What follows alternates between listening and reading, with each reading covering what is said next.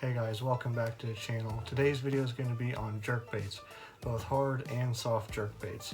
I'm going to go over the hard jerkbaits first, and then at the end I'm going to go over the soft jerkbaits in just one thing. So go ahead and stick around.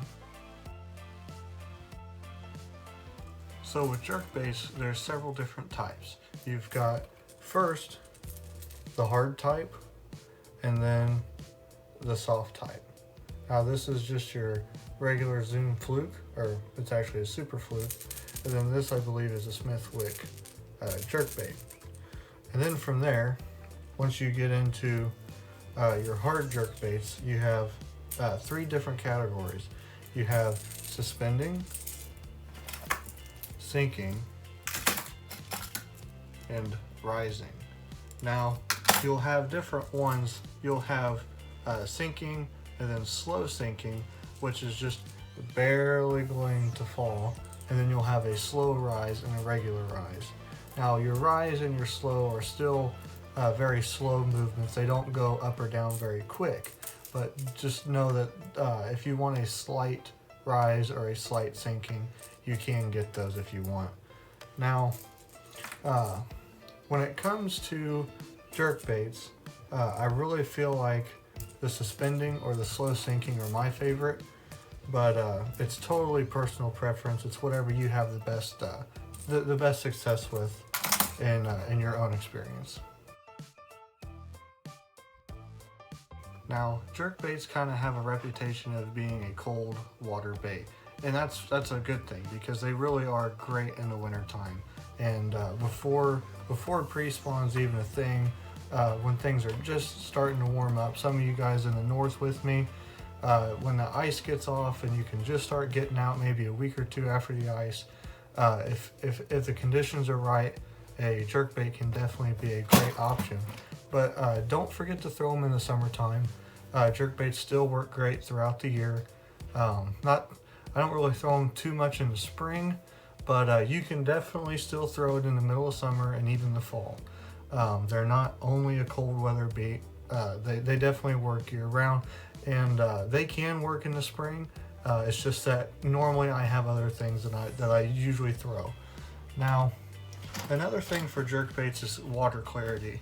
Typically, colder water with very clear or just good visibility, usually a couple feet. So some of you guys also up north in Michigan, places like that where you guys have real clear water in Wisconsin, Minnesota, even some lakes up in northern Illinois, you tend to get 2 to 3, maybe even 4 or 5 foot of visibility compared to my lake, which I usually get a foot, 2 foot if it's a good, if it's good.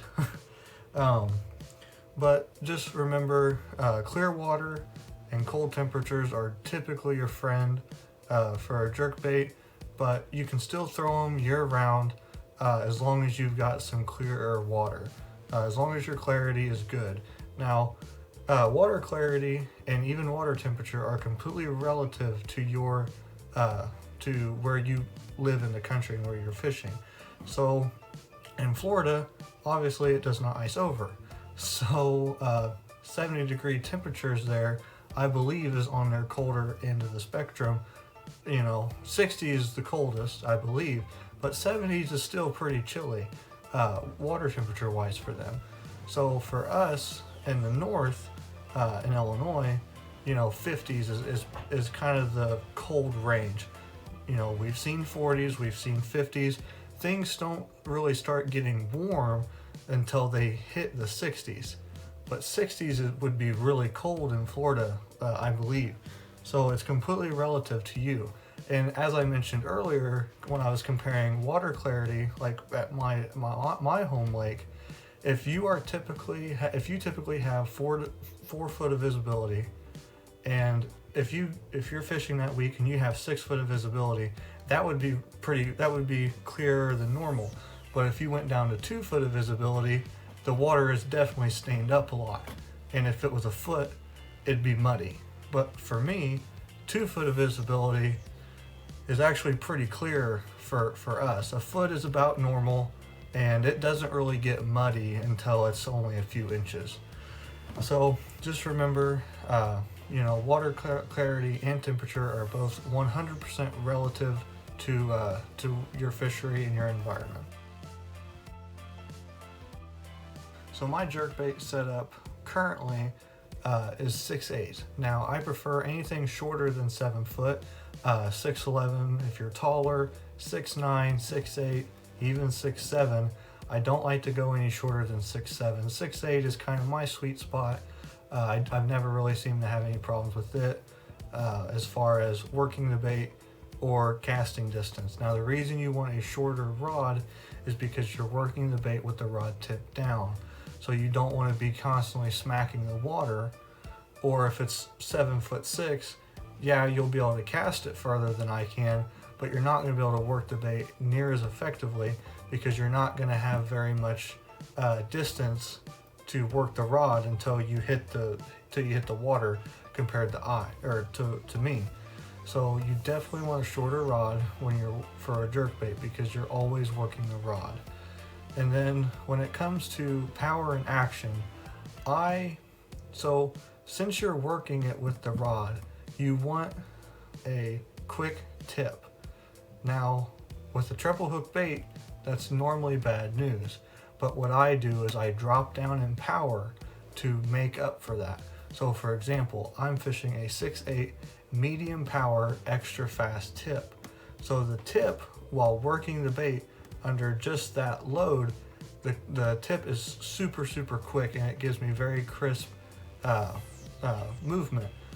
But whenever I hook into a fish, there isn't very much backbone in that medium power. So there's still a lot of give in the rod, and it really does help me fight the fish. Now that is super important because with a treble hook bait, if you don't have a rod with give and that fights the fish for you or helps, you end up ripping those trebles right out of their mouth. Now, it also helps that you're fishing it on fluorocarbon line. Fluorocarbon is a must for jerkbaits. You don't want to throw them on braid and you don't want to throw them on monofilament. Both just they negatively affect the way the bait works. Fluorocarbon is definitely the best for jerkbaits.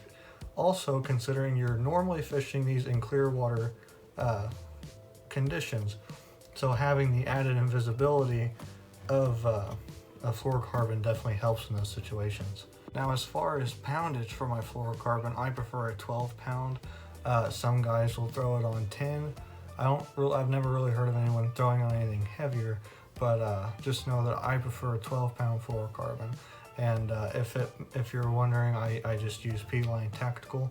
That's the best fluorocarbon I've used, and it works really good for me. So just know, stick with something around 12 pounds. I personally wouldn't go any lighter than 10 unless the situation calls for it, and I really wouldn't go anything over 12. I guess 15 if you needed to or wanted to, but I don't really know an occasion for that. So for me, 12 pound is what I prefer. And then hooks. We'll get into hooks because I feel like hooks are very important for a jerkbait. Hooks on a jerkbait, you do not want to use a EWG style. You definitely want a round bend like what's on these. Now the reason you want that is because this is about as pure of a reaction bait as you can get. They slap at these and they slash at them. And if you're using EWGs that have the tips bent in, you will miss a lot more fish. Now I also prefer a bait with 3 trebles over 2. And again, it's strictly because they tend to just slash at the bait. They don't like to really eat it. If you catch, you'll notice that the majority of the fish you catch on a jerkbait are usually going to be hooked on the outside of the mouth. And typically, the back hooks is what they'll end up getting.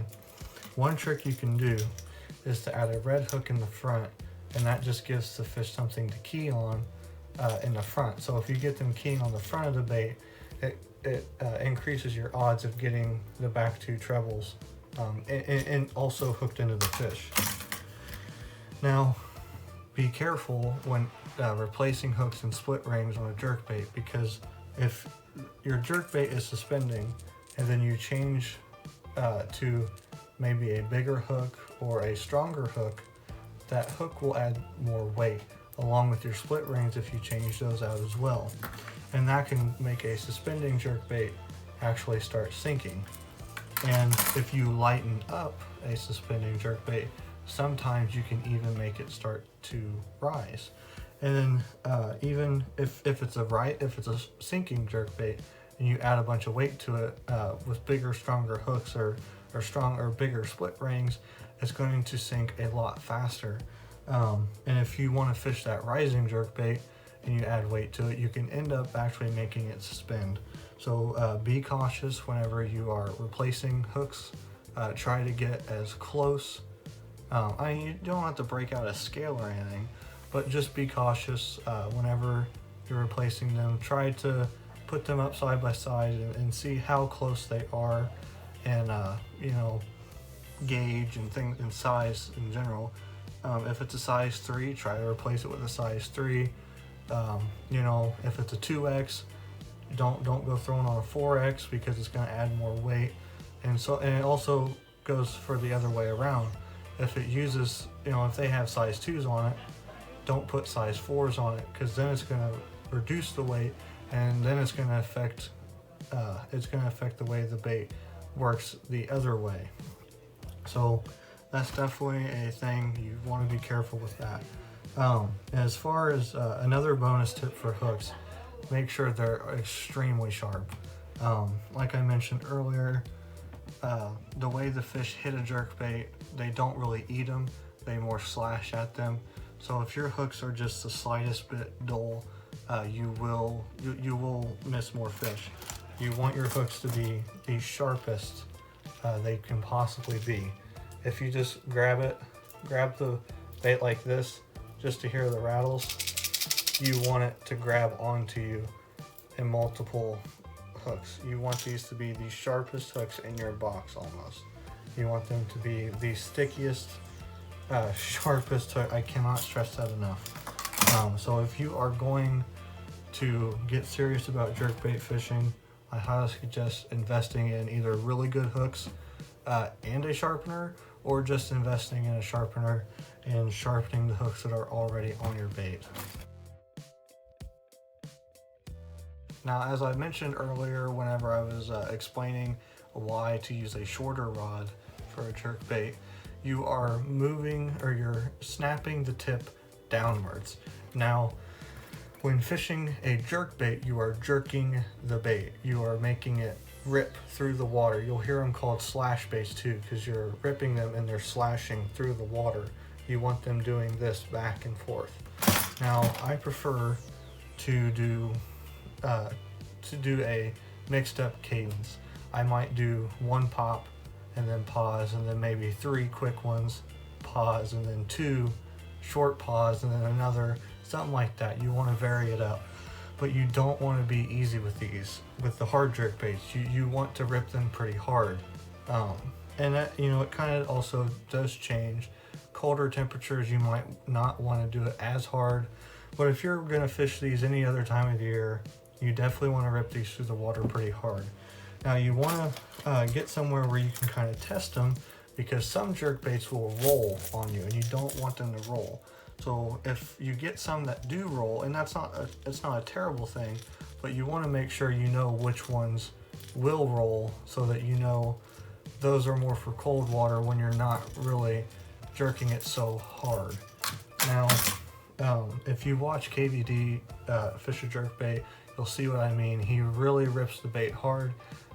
Usually you'll end up with where the butt of your rod is pretty sore, and also where you're holding the reel on the back where the rod is, you'll also get sore there, because it's very aggressive.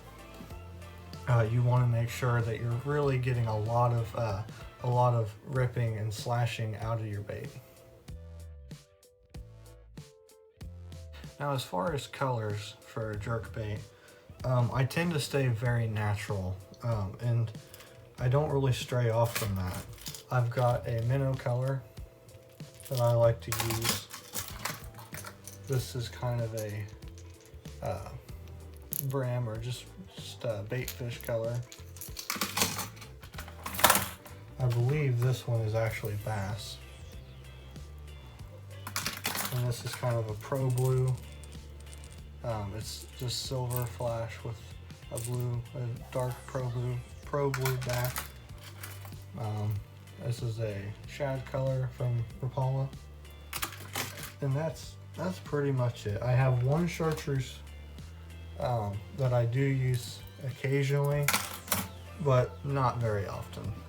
I prefer to have a bait that has some flash, like one of these, on the sunny days, because whenever the sun is shining, it will reflect off of the scales, and you know, bait fish do have some reflection and shining on those sunny conditions. But on cloudy days, there really is no sunshine. Obviously there's no sun to be reflecting off of anything. So that's when it's better to go with your ghosty colors like this that don't really shine and don't really reflect anything, kind of like these. Now that one you might see some, but that's just the paint job on it, that's all that is. But you know, your ghosty colors, you can see the BBs rolling around.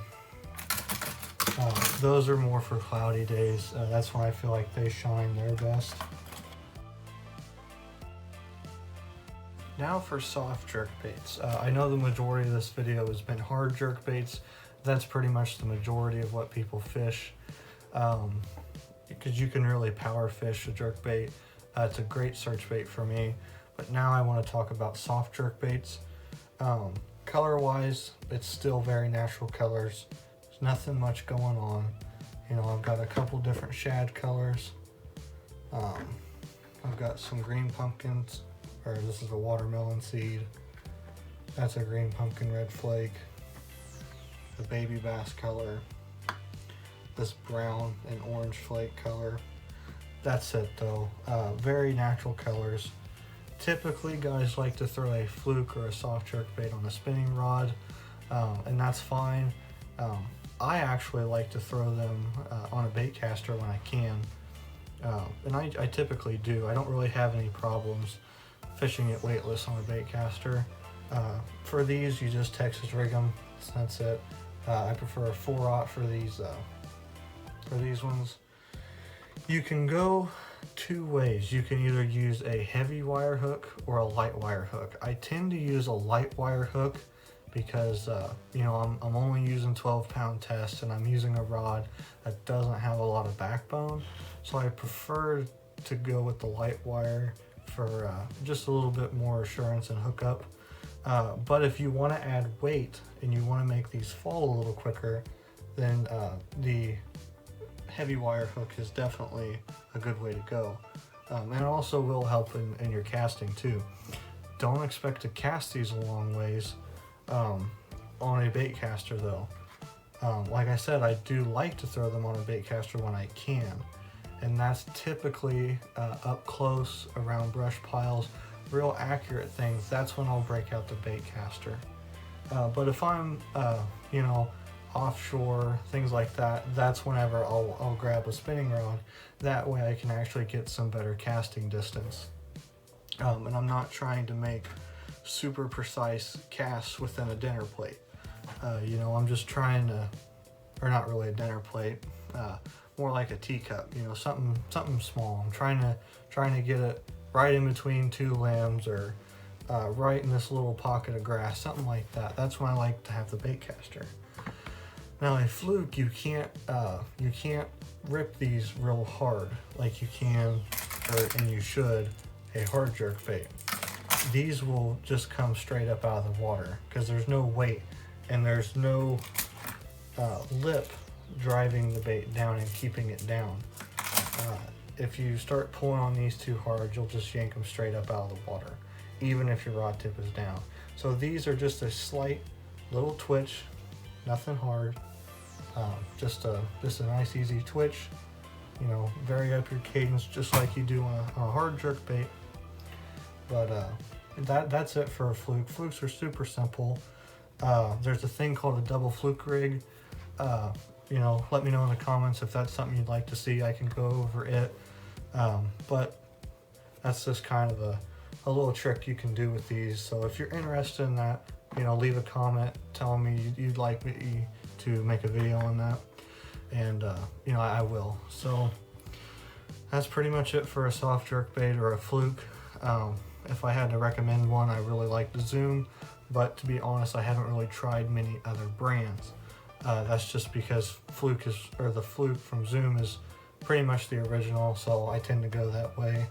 Riot does not make a soft jerkbait. You can work other things like a soft jerkbait, but in my opinion, nothing just works like a fluke or a soft jerkbait style. Doesn't matter what brand, but this style bait, whether you get it from Strike King, Zoom, whoever has them, you just can't beat this whenever you're trying to get that soft jerkbait action. Alright guys, thanks for sticking around. I really appreciate it. I know this video was probably a little long and very, very dense in information.